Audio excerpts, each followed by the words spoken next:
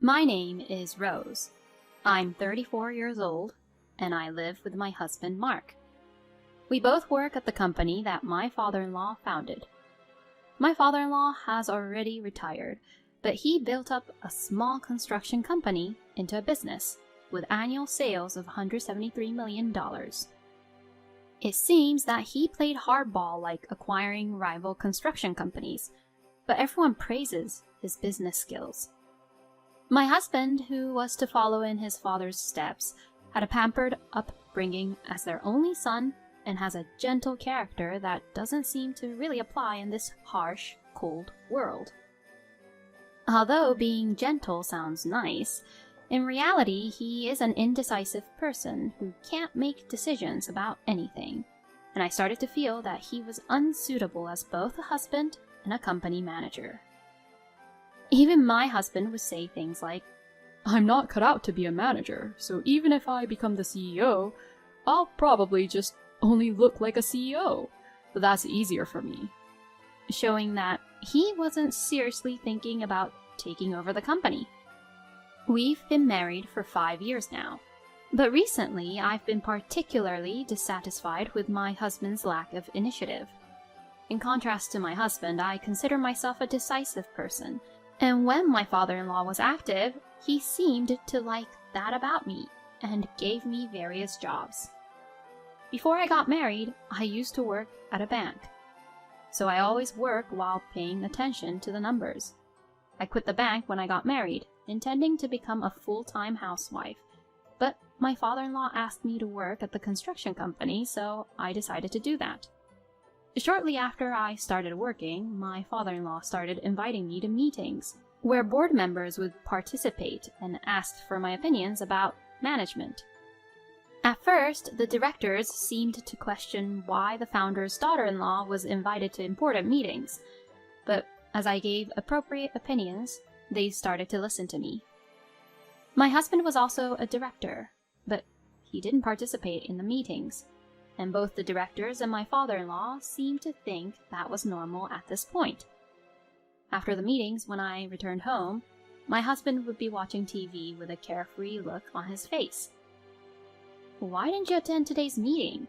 You're an important director. You need to be aware of that." As I spoke angrily, my husband argued, thinking that he did nothing wrong. "Even if I attend, I don't understand the content of the discussions well, and the directors like you better, so there's no problem, right?" I wonder if he doesn't like me participating in the board meetings because he said such things like that. My father-in-law has been teaching me about running the company in detail, and it seems like he wants me to be his successor. At first, I was also new to the management, but I started to enjoy the work. Before I knew it, I was working hard to live up to my father-in-law's expectations. About 2 years after I started attending meetings, my father-in-law fully retired. The directors also started consulting me when they needed to make important decisions, and my husband was being ignored. I thought that if such a situation like this happened, my husband would regret and devote himself more to his work. But on the contrary, he became less dedicated than ever before. He would go to work in the morning, but he would go out somewhere before noon and then return home. Even when he saw me at home, he wouldn't talk about work, and it seemed he didn't care about the company at all. On the other hand, I was getting busier as my work at the company increased. After my father-in-law retired, the executives started relying more on me, and I was assigned tasks more like a CEO. It's a big company with many employees, and for the sake of those employees, I was doing my best to increase the company's sales and profits. With the efforts of the employees, sales began to increase, and I became more interested in managing the company and became absorbed in my work. On the other hand, my husband seemed to lose interest in work, and he began to show up at the company less and less. The conversations between us at home decreased, and our relationship became strained. And during that time, my husband came home and began to say this: "I ran into Maria today, and we had lunch together." He casually mentioned this. My sister is 2 years older than me, and she had just divorced half a year ago. The cause of the divorce was my sister's affair, and it caused a big commotion when my sister's angry husband stormed into our parents' house. My husband went to my parents' house to calm my sister's husband, as I was busy at work.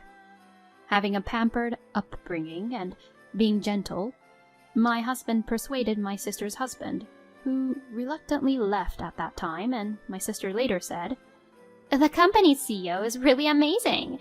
He led my husband back home, who was really enraged. She was praising my husband.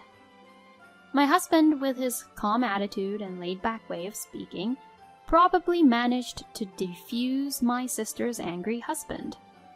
My sister was able to divorce her husband after paying alimony, but it seemed that her view of my husband changed after this incident. Until then, she seemed to consider my husband, who was not particularly good-looking and indecisive, as nothing more than a rich guy. But she seemed to have convinced herself that he was a reputable company executive. My sister also became single after her divorce, and she always loved rich people. So to her, my husband must have seemed like a good catch. But I, who was absorbed in my work, never imagined such a thing would happen. And of course, my sister would not know that my husband is just a director and is not involved in the management of the company. My sister's divorced husband was an elite employee at a foreign company, and she was bragging to me at their wedding. "My husband is an excellent employee, so his salary is high and he's handsome. So you must be jealous." Indeed, my sister's ex-husband was good-looking and sharp-minded, and he always gave off a stylish vibe when he was talking. I couldn't understand why my sister, who had such a wonderful husband, would have an affair. 3 months had passed since my husband told me he had dinner with my sister. "Rose, I need to talk to you." Hearing those words from my husband for the first time gave me a bad feeling. As I nervously waited for him to speak, "Actually, your sister is pregnant with my child, so I want a divorce." I was shocked at the divorce request, but even more surprised to learn that my sister was pregnant. As I was left speechless, my husband continued, "On my next day off, your sister is going to come here and have a discussion, so please, cooperate." Bewildered by his request, I asked my husband, "So, you want to marry my sister?" Seeing the troubled look on my husband's face, "I don't necessarily want to get married, but if a child is involved, there's no choice."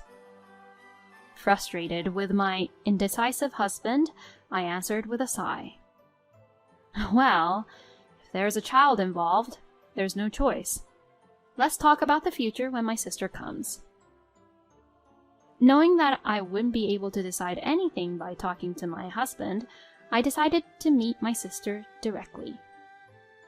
Although I was thinking about a divorce, I had to discuss the company's matters with my father-in-law. As the wife of the founder's son, I was involved in the company's management, but after the divorce, I would just be a stranger.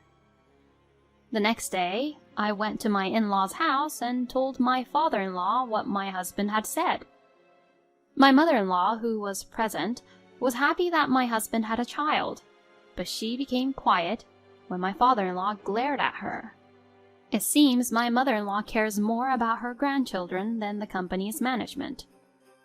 After thinking for a while, my father-in-law spoke with a smile. "Rose, I want you to continue participating in the company's management as usual. I don't care about Mark. I will take the responsibility, so let him do as he likes." It seems my father-in-law cares more about the company's management than his son or grandchildren. Although he has retired, my father-in-law still has a say in the company, and he owns a large portion of the company's shares, so there are no executives who would oppose to his will. I was also finding the job interesting, so it was regrettable to give it up at this point. Now that the work issue has been settled, it's time to talk about the future with my sister. My sister, who visited our house on her day off, smiled and said, "It's too bad you couldn't have a child, Rose, isn't it? I'll give you a lot of alimony. Please, leave this house immediately." She spoke with a victorious smirk. My husband just kept silent, merely listening to our conversation without saying anything. Despite being the very cause of the problem, my husband just sat there, with an uninterested look on his face, which left me flabbergasted. I'm fine with a divorce, but we need to talk about compensation and division of property. I think it's best to get a lawyer and make everything clear. I never thought you would fall for someone like Mark, who's nothing special. I responded to my sister sarcastically. For a moment, my sister gave me a stern look, but her face quickly returned to a smirk. I finally understand that it's not about looks, but what's inside that matters with men.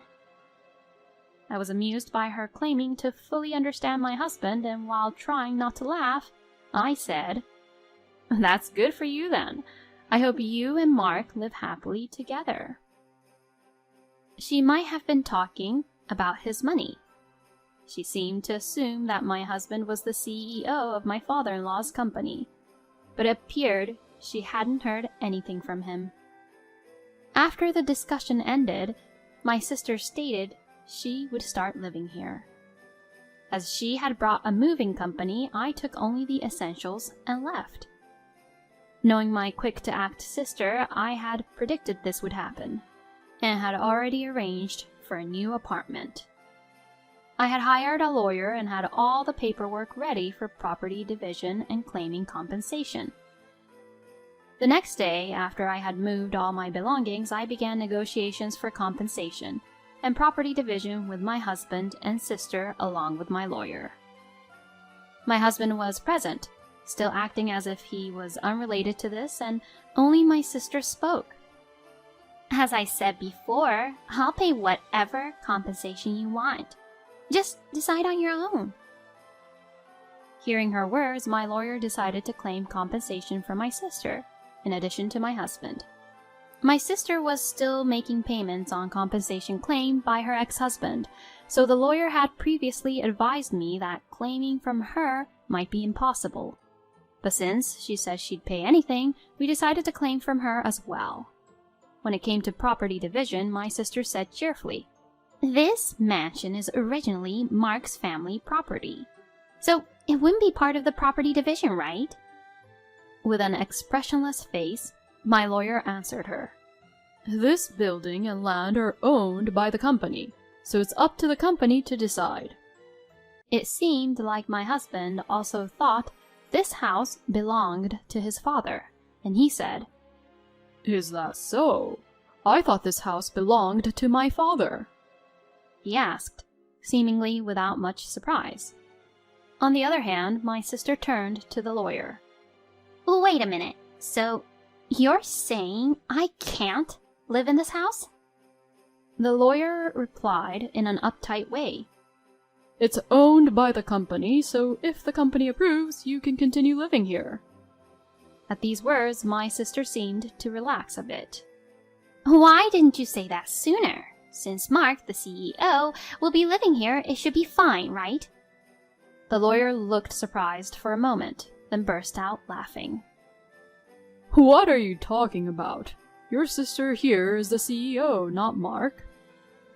I laughed as I watched my sister, who was planning to remarry Mark, not knowing this fact. My sister immediately turned to Mark and shouted, "What? Mark, you're not the CEO?" Seeing Mark's troubled expression, I stepped in to explain to my sister. "Mark is just an advisor without any executive power.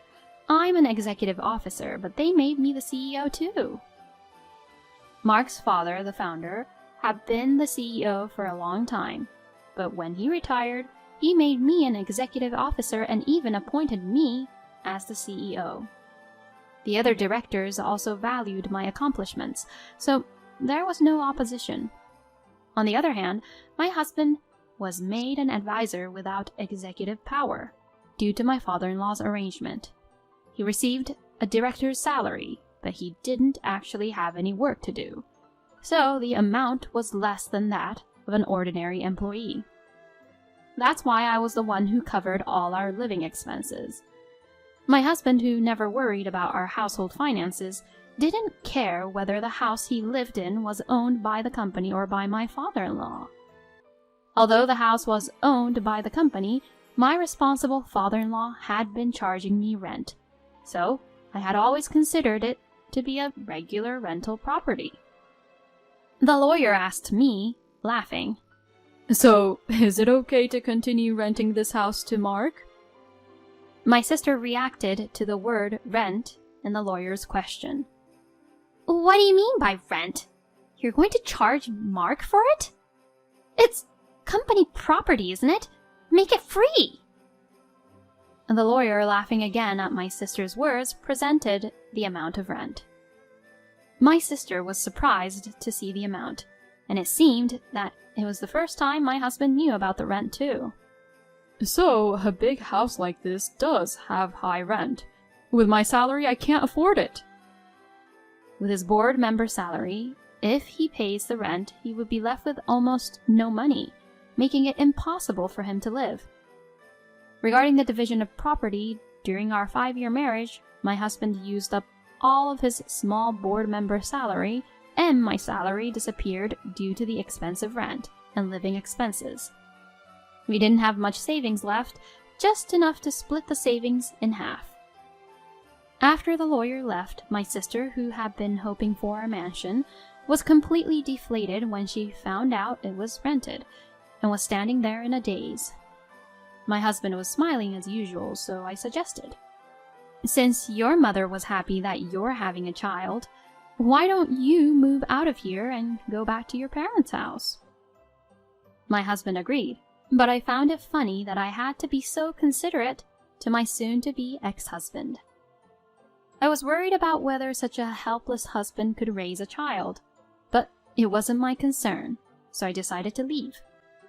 To my sister, who seemed to have forgotten about her own alimony, I asked, "Sis, are you sure about the alimony payment? You were talking big, but you're still paying the alimony for your ex-husband, right?" I talked to her just to confirm, but my sister, who looked like she had come to her senses, was surprised. "Wait, do I have to pay alimony too?" To my surprised sister, who seemed like she hadn't been listening to anything discussed today, my husband quickly responded, "You did say I can give you plenty of alimony, but you weren't expecting that from me, were you? My salary is really low." My husband and my sister looked at each other, both with surprised expressions. I'm not a lawyer, but watching their exchange, I felt like bursting into laughter. As far as I was concerned, I already had their signatures on the divorce papers and the alimony claim documents, so I didn't care. But my husband and my sister seemed pathetic to me.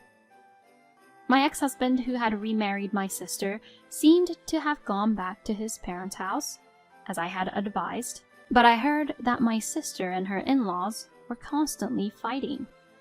The main cause was that it turned out that my sister was not really pregnant with my ex-husband's child, and his mother, who had been expecting an heir, was furious. My ex-father-in-law, who seemed to have disliked my sister for taking his son away from me, didn't even talk to her. As for the alimony, my ex-father-in-law paid on my husband's behalf, and I received the full amount.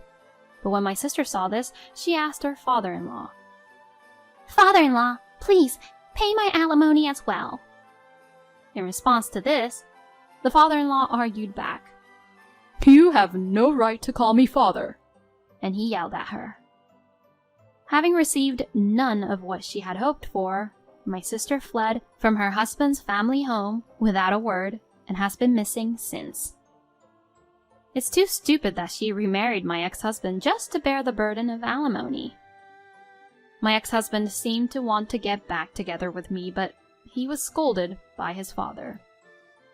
Someone like you shouldn't even think about having a family, especially since you can't even manage your own affairs properly. Even if my ex-husband asked me to get back together with him, I would never consider getting back together with him. I lost trust in him when he cheated on me with my sister, and I was appalled by his indifferent attitude during our discussions. My ex-husband was dismissed from his board position and resigned, and now he seems to be working as a temporary staff member. Meanwhile, I'm still the CEO of the company, and I am enjoying my work so much that I'm not considering remarriage. Even after parting with my ex-husband, I keep in touch with my father-in-law and receive advice from him when I'm in trouble. For now, I want to dedicate myself to the company and work hard for the sake of all my employees, as if I am married to my work.